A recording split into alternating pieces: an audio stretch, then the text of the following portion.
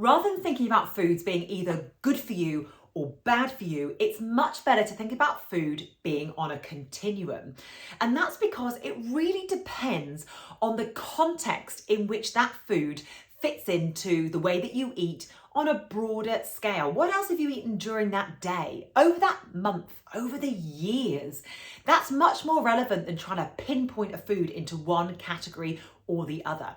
So the continuum I use is basically, on this side is your minimally processed whole foods, close to nature, food that, you know, your ancestors would have recognized. And over here is the heavily processed food that really doesn't represent anything over here. Lots of additives, lots of preservatives, clearly highly processed, and nutrition-wise not as great as this side, okay?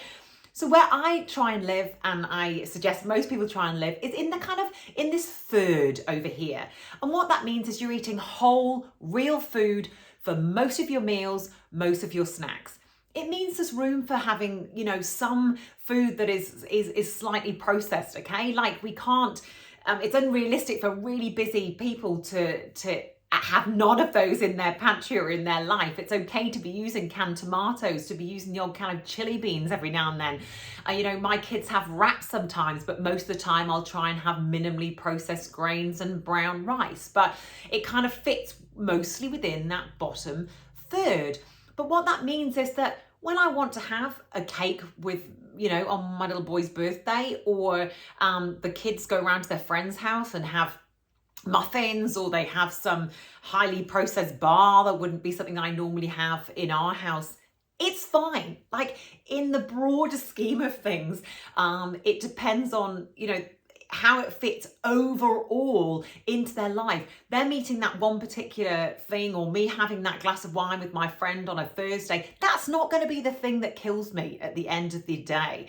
It is about what I do most of the time with my food, how I sleep, how my mental well-being is, how much I exercise, my stress levels. Some people are so stressed and obsessed by food and fitting on, you know, in the bottom hundredth of the, on this side, you know, it's got to be exactly like this. They're probably going to die of stress and anxiety before they die of anything related to nutrition related problems, okay? So just try and fit where you possibly can most of the time within that bottom third. And then when you have the occasional treat or highly processed food, you know, either enjoy it or accept it was because it was a really crazy busy day and it's not something you do most of the time. An important place also to think about the words good and bad is if you are talking to children about food. I literally never use the words good or bad with my boys, okay? We talk about it in terms of food that we eat most of the time. This is food that actually nourishes our body, that makes us feel good.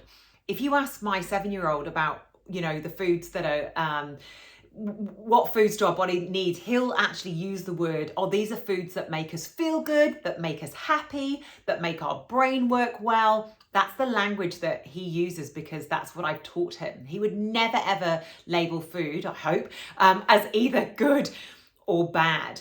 And then we talk about the other foods being things that our body just doesn't really need much of. That's why we don't have them in the house a lot of the time.